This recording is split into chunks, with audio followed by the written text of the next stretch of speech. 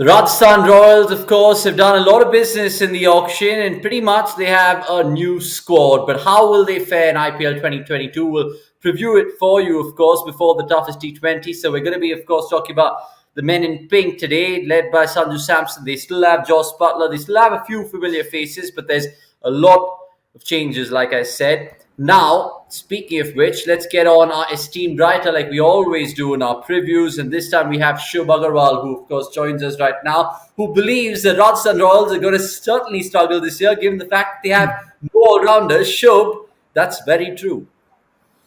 Yeah, exactly. I mean, all-rounder is a vital part of the build-up of any T20 side. And even while watching the auction, I was wondering that who is the all-rounder they are going to go after. But surprisingly, they really did not go hard for anyone.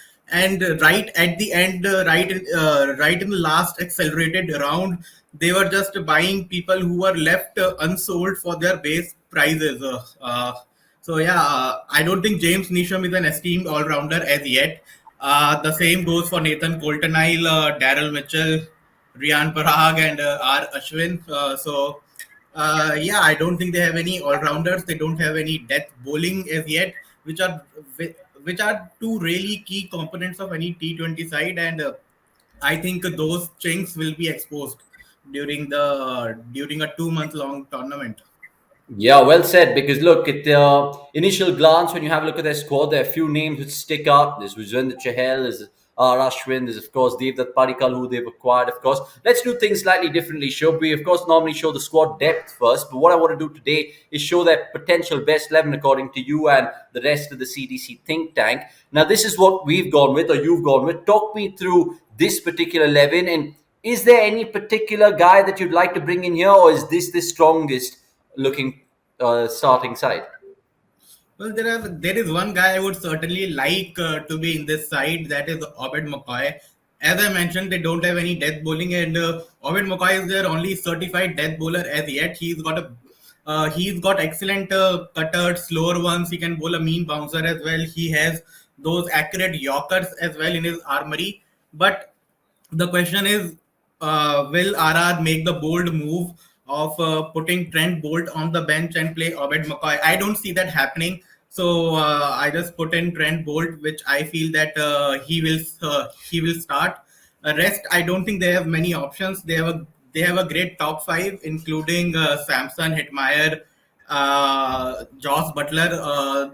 All three of them are excellent hitters of both pace and spin. Yashasvi Jaiswal is a future investment. He's a very promising future investment, I must say. Devdutt Padikkal at three, he's a risky project because as an RCB fan yourself, you would know that he was finding it tough to clear the boundaries during the middle overs. He was struggling to put power into his shots against spinners, and if he's batting at number three, he will have to go through those things once again. And if anything, he will have to face he will have to face his vulnerabilities a lot more than he did as an opener for RCB. So Yeah. yeah, there are some major things in the RR side. But as you said, I hope they will play Obed McCoy at some point. He's a very promising project as a death bowler, and I would like RR to play him at some point, or if they start with him, it would be really good for them. Yeah, now there's two things that I want to take away from what you said. Now, first, Padikkal, the fact that he scored 100 against Rajasthan for Yeah. RCB. So, of course, that will do him some a world of good. And like you said, Jaiswal and Padikkal are pretty much in the same mold, but who they open with is their choice. And then coming to with McCoy, remember they had that holy trinity, as RR fans like to call it, in terms of Zakaria, the Fizz, and who's the other one? Unatkat as well. They've lost two of them, all three of them, in fact. All So three. it's going to be interesting to see how they kind of fill in that void. Let's now talk about the squad depth because, like you mentioned, Obed McCoy is fantastic in the middle and the depth. There are other pacers in plus Krishna and Trent Bolt who will be pretty much predominantly power play bowlers. What other things strike out for you here? Where do they lack? Well, of course, you mentioned the all-rounders part, but do you think even the finishers they're lacking, just Hetmai and Parag, doesn't give you much confidence? Not at all, actually. Yeah, Hitman is still good because he did a good job for Delhi, but he will still be batting at number five. I think his best position in a T20 setup is number three. But Yeah. luckily for RR, Hitmayer has done well for Delhi at five, and he will carry that confidence. So I think they can make do with Hitmayer at five. They also have a very promising option of Rasi Venederson, though I don't see him in the 11 in the starting 11 for the first week, for the first couple of weeks at least. But then I feel RR's batting falls off the cliff after number five because Riyan Parag hasn't really delivered a lot. At number six, he averages 16 in IPL, which is just not good enough. And then at number seven will be their crucial position because, see, at number seven, they want their fifth bowling option as well as a good hitter of the ball. And as I mentioned, no all rounder. So that is where they struggle really. That who would they play? If they play Nathan Coulter-Nile, they have a good bowling option.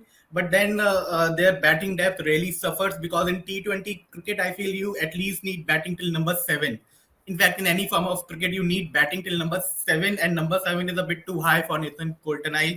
If you play James Neesham, he's a good enough number seven, but then as a fifth bowling option, he doesn't cut it just yet. I remember some instances where he has been hammered as the fifth bowling option for Punjab in the past, even for Mumbai as well in the one game he played against Chennai last year. So that is where RR suffer a lot. I mean, I've mentioned quite a few points actually till now. Yeah. No It, all it, rounders, no death bowling. it, Number seven, batting depth. Number three, Padikkal. Uh, I think there are more cons attached to their squad this year than pros. Okay, but look, it's not all doom and gloom for Rajasthan Royals fans watching this because one thing that they do have is good spinners. Now, canny spinners, some would say Ravi Ashwin, of course, in the twilight part of his career. Yuzvendra Chahal has been RCB's most successful bowler. And, of course, someone like Casey Karyappa, who's kind of gone through a 2.0 phase, if you like.